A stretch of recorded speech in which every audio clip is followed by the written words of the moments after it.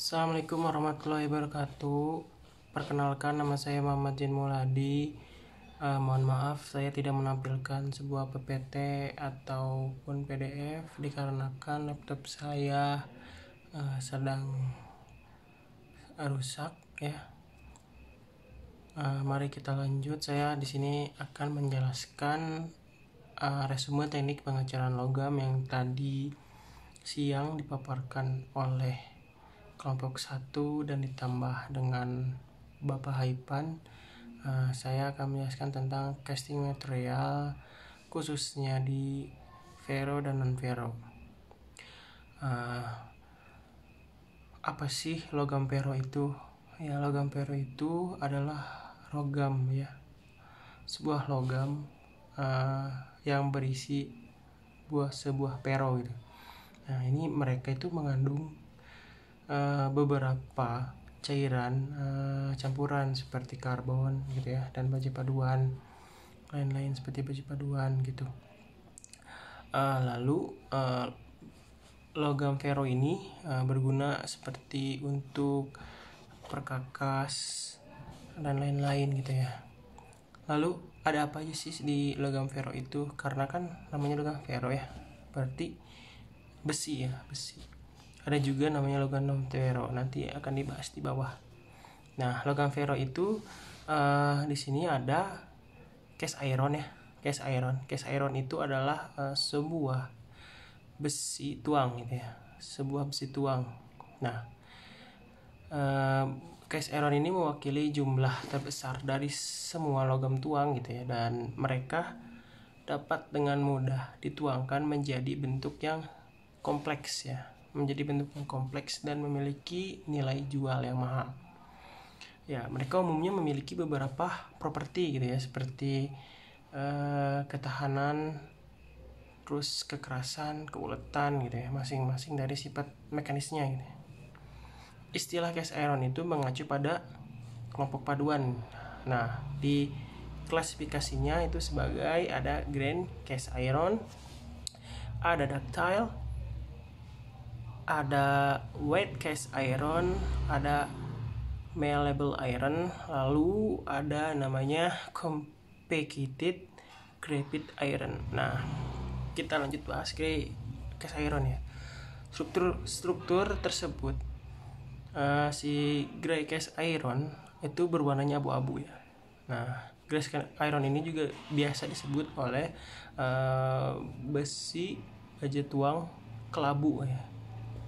Nah, penyebab struktur tersebut menyebabkan permukaan logam berwarna abu-abu. Kenapa namanya gray cast iron? Itu karena struktur permukaan logamnya berwarna abu-abu tadi ya. Bila retak, karenanya namanya besi cor abu-abu. Nah, contoh besi cor kelabu itu memiliki rongga susut yang relatif sedikit dan porositasnya rendah. Berbagai bentuk gray cast iron adalah periptik, perlit, dan martensit ya, karena perbedaan struktur dan setiap jenis memiliki perbedaan propertinya masing-masing. Penggunaan umumnya cast iron adalah pada blok mesin gitu. Blok mesin contohnya pada blok mesin, rumah, motor listrik, pipa, dan permukaan sebuah untuk mesin gitu ya. Nah, lanjut ke ductile ya.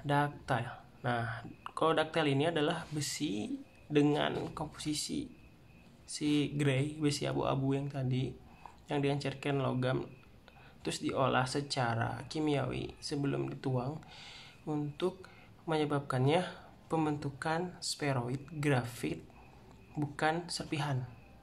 Hal ini menghasilkan besi yang lebih kuat dan lebih ulet. Ductile ya. Ductile itu lebih ulet. Sesuai namanya, aplikasi termasuk komponen mesin yang membutuhkan kekuatan tinggi dan kausan. Yang aplikasinya termasuk komponen mesin yang membutuhkan kekuatan tinggi dan kausan yang baik. Biasanya digunakan untuk suku cadang, roda gigi, pipa, gulungan untuk rolling mills, dan crankshaft untuk otomotif. Besi ulet ini ditentukan oleh satu set angka 2 digit. Lalu ada white cast iron. Besi tuang ini memiliki lebih sedikit karbon dan silikon dibandingkan besi tuang abu-abu. Ini dibentuk oleh pendinginan logam cair yang lebih cepat setelah penuangan, sehingga menyebabkan karbon untuk tetap secara kimiawi digabungkan dengan besi dalam bentuk cemented Fe3C, bukan mengendapkan larutan dalam bentuk serpihan. Saat retak, permukaannya memiliki penampilan kristal putih yang memberi besi namanya karena adanya cemented berwarna putih. Besi tuang keras dan rapuh, dan ketahanan ausnya sangat baik. Karena kekerasan dan ketahanan ausnya yang ekstrim, white cast iron ini digunakan terutama untuk gulungan rolling mills, sepatu rem, kereta api, mobil, dan lapisan dalam mesin untuk memproses bahan abrasif. Lalu ada malleable iron. Saat pengecoran besi cor putih dipanaskan untuk memisahkan karbon keluar dari larutan dan membentuk agregat grafit, logam yang dihasilkan disebut besi lunak.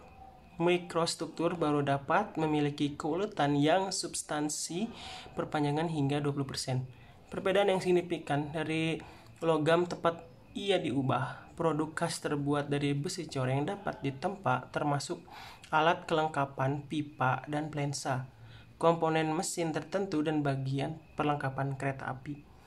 Kegunaan utama dari besi lunak adalah untuk peralatan kereta api dan berbagai jenis perangkat keras, alat kelengkapan lainnya, dan komponen untuk aplikasi kelistrikan. Lalu yang kelima ada compacted graphite iron. Besi grafit kompak atau CGI memiliki sifat antara abu-abu dan ulet. Besi abu-abu memiliki rendaman dan konduktivitas termal yang baik, tetapi keuletannya rendah. Sedangkan besi ulet memiliki redaman dan konduktivitas termal yang buruk, tetapi tinggi kekuatan tarik dan ketahanan lelah. Besi grafit padat memiliki redaman dan sifat termal mirip dengan besi abu-abu, dan kekuatan dan kelakuan sebanding dengan besi ulet. Mudah dicor dan memiliki sifat konsisten selama pengecoran, dan kemampuan mesinnya lebih baik daripada besi ulet. Teknik casting baru adalah dikembangkan untuk lebih meningkatkan kemampuan mesin CGI-nya. Oke. Lalu dari cast iron dibagi lagi, atau ada steel atau baja ya. Di steel ini akan dibagi menjadi sebuah bagian lagi. Yang pertama itu adalah ada low alloy steel, lalu ada low carbon steel, lalu ada medium carbon steel, lalu ada high carbon steel. Saya akan menjelaskan yang awal ya. Pertama adalah low alloy steel. Nah, baja paduan rendah adalah paduan besi karbon yang mengandung tambahan elemen paduan. Karena ini baja paduan rendah memiliki sifat mekanik yang lebih unggul daripada baja karbon biasa untuk aplikasi tertentu. Sifat unggul biasanya berarti lebih tinggi kekuatannya, kekerasannya, ketahanannya, ketangguhannya. Kombinasi yang lebih diinginkan dari sifat ini, perlakuan panas seringkali diperlakukan untuk mencapai peningkatan ini. Lalu kedua ada low carbon steel. Aplikasi umumnya adalah suku cadang lembaran logam mobil, plat baja, lalu untuk sebuah pabrikasi dan rel kereta api. Baja ini relatif mudah dibentuk popularitas karena di mana kekuatan tinggi tidak diperlukan. Baja tuang biasanya jatuh ke dalam kisaran karbon ini juga. Lalu ada medium carbon steel. Kisaran karbon di antara 0,20% dan 0,50% dan ditentukan untuk aplikasi yang membutuhkan kekuatan lebih tinggi dari baja karbon rendah. Aplikasi tersebut komponen mesin dan suku cadang mesin seperti poros engkol, penghubung batang gitu ya. Ini adalah termasuk medium carbon steel. Lalu ada high carbon steel. High carbon steel ditentukan untuk aplikasi kekuatan yang lebih tinggi lagi dan di mana kekuatan dan kekerasan dibutuhkan. Pegas, alat pemotong, serta suku cadang tahan aus itu adalah contohnya. Lalu di sini saya akan membahas non-ferro. Nah, non-ferro itu apa? Non-ferro adalah logam non-ferrous termasuk tidak termasuk dari unsur besi ya, tidak berdasarkan besi. Yang paling logam seperti penting ya, seperti logam mulia, lalu ada logam berat, radioaktif, tahan panas, dan lain-lain. Oke. Biasanya yang kita kenal itu sudah ada di mana-mana, yaitu aluminium, tembaga, nikel, dan seng. Contoh-contohnya masih banyak lagi. Emas pun masuk ke logam non ferro ya, karena dia adalah logam mulia. Meskipun logam non ferrous sebagai kelompok tidak dapat menandingi kekuatan baja, paduan non ferrous tertentu memiliki ketahanan korosi atau rasio kekuatan ke berat yang membuatnya kompetitif dengan baja dalam aplikasi dengan tegangan hingga tinggi. Sebagai tambahan, banyak logam non-ferrous yang membuatnya memiliki sifat selain mekanik ideal untuk aplikasi ini, di mana baja akan sangat tidak cocok. Saya pertama-tama akan menjelaskan aluminium. Aluminium adalah logam ringan. Logam ringan masih banyak. Ada magnesium, ada tembaga, ada nikel. Itu adalah beberapa contoh logam ringan yang sering dispesifikasikan dalam bidang teknik aplikasi untuk fitur ini. Kedua unsur tersebut melimpah di bumi, aluminium di darat dan magnesium di laut.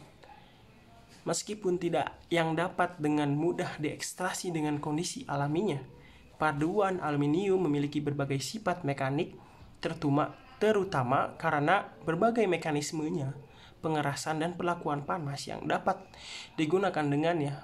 Paduan ini memiliki konduktivitas listrik yang tinggi dan ketahanan korosi atmosferik umum yang baik. Berbasis aluminium, paduan memiliki banyak aplikasi, termasuknya penggunaan arsitektur, dekoratif. Masih banyak lagi kegunaan dari paduan aluminium ini yang dikenal sebagai logam ringan. Lalu kedua ada magnesium. Magnesium adalah logam struktural yang paling ringan. Magnesium dan paduannya tersedia baik dalam bentuk tempa maupun bentuk cor. Relatif mudah untuk dikerjakan. Namun dalam semua pemrosesan magnesium, partikel kecil logam seperti serpihan potongan logam kecil teroksidasi dengan cepat dan harus hati-hati diambil untuk menghindari bahaya kebakaran. Ketiga, ada tembaga. Meski agak mahal, paduan berbahan dasar tembaga punya keuntungan dari konduktivitas listrik dan termal yang baik. ketahanan korosi, tidak beracun, serta sifat kehausan yang sesuai untuk bahan bantalan. Berbagai macam paduan berbasis tembaga tersedia, termasuk kuningan, perunggu, aluminium, fosfor perunggu, dan perunggu timah. Lalu keempat ada nikel. Nikel mirip dengan besi dalam banyak hal. Ia bersifat magnetis. Modulus elektrisanya hampir sama dengan besi dan baja. Namun itu jauh lebih banyak korosi tahan.